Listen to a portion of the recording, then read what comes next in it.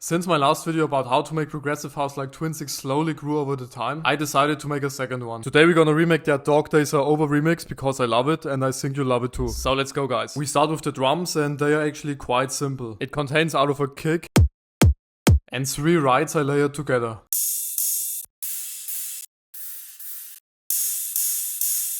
And there was actually one thing I noticed in the original track, which is that the rides sound quite flat or compressed kind of. So what I actually used and what makes a big difference is the OTT here, which I set really high. So just listen how the rides sound way more flat with the OTT turned on and compared to without it.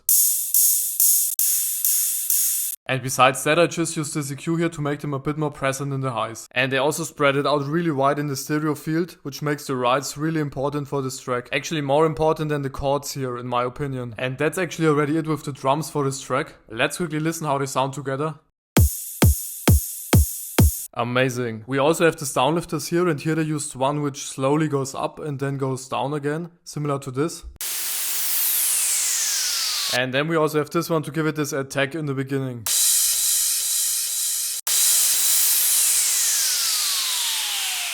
And now, let's get into the really interesting stuff here. We start from the ground with the sub bass. Here we have again these 2 sine waves which are playing in different octaves. And then I felt like they made the kick a bit shorter, as well as the sidechain of the sub bass. So it's still pumping, but just not too much. Also, when you decide to shorten the sub of the kick, I recommend doing it with something like kickstart where you can just cut it off, but it stays the same in volume, you know, instead of doing it like this on the kick itself, because here you would actually lower the volume of the sub and it would lose all its punch. So this was already everything for the sub bass and the kick, and now we can continue with the mid bass. And for the mid bass I actually used a lot of silent one. I just got more into sound design lately and silent one is really easy to use for that. So we have this sound here as our first lead. And then we just stack the layers. So we also have this more aggressive and distorted sound here. Then just this weird sound here. Another more aggressive one. Then we have a bass which sounds more detuned. And then finally I made this one, and don't ask me why. So we have a lot of different basses here and every bass sounds a bit different. And all together.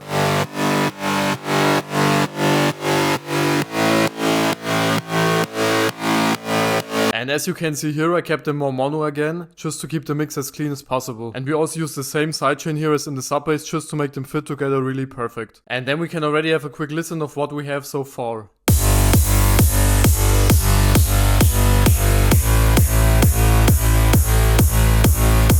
Doesn't sound too bad. Let's continue with the chords, and there's one really interesting thing which I will show you after we first listen to them.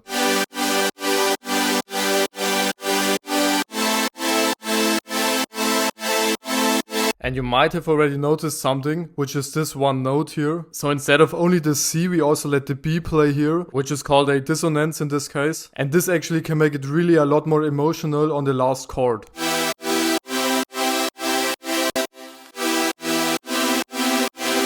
So these 2 notes are actually kind of clashing with each other, but that's exactly what creates this tension in this last chord. Kind of weird that we find this good sounding. Sound-wise, I just used this quite basic and famous sounds in EDM.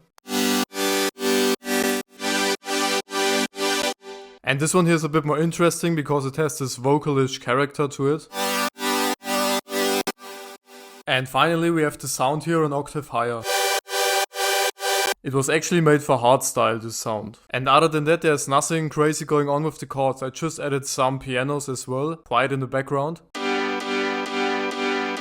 Just a couple of Nexus layers, and that's it. Together with the synths they sound like this.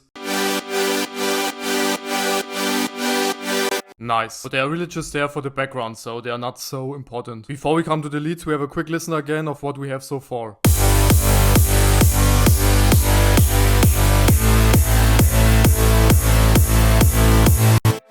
Definitely getting there. And now, the lead. This one was actually quite challenging, but I think we got close to it. So first of all, since the guys from Twinsick like to use a lot of pianos, I made this separate piano lead here in a separate project. And I actually forgot to save the project for this one, so I cannot show you every single lead. But it was just a lot of addictive keys layers, I think 8 in total. And then to get this clicky sound in the piano, I just used this EQ here to boost the highs. And of course some OTT.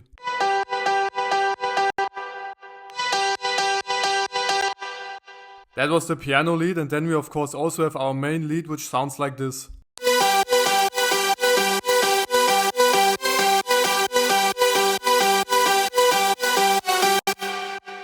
It contains out of a couple of low leads.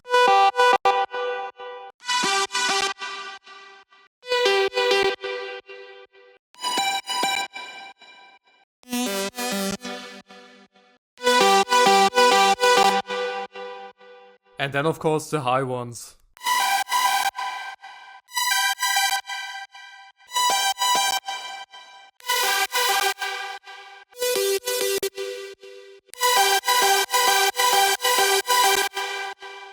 And one thing that's happening here is that the higher leads are really wide and the lower ones more in mono. And you can really hear that when you switch from mono to stereo fast, that the high leads really sound like in your face, kind of. And effect wise, we just have some reverb, some fine tuning with the EQ. And then I actually used this sidechain here with Shaper Box, and I think it fitted quite similar with the original one. And then of course OTT to glue them really together. And all the leads sound like this.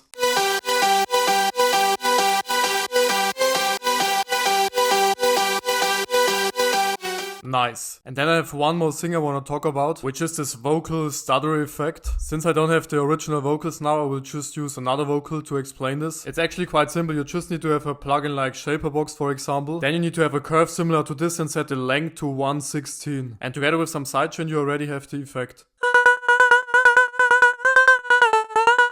That's it, guys. Let's listen to the final remake now. Follow me on Instagram, we can also have a quick chat and you can ask me something if you want. And if you need help with your song or music production in general, you can check out my Fiverr gigs. Thank you and we'll see us in the next one. Ciao.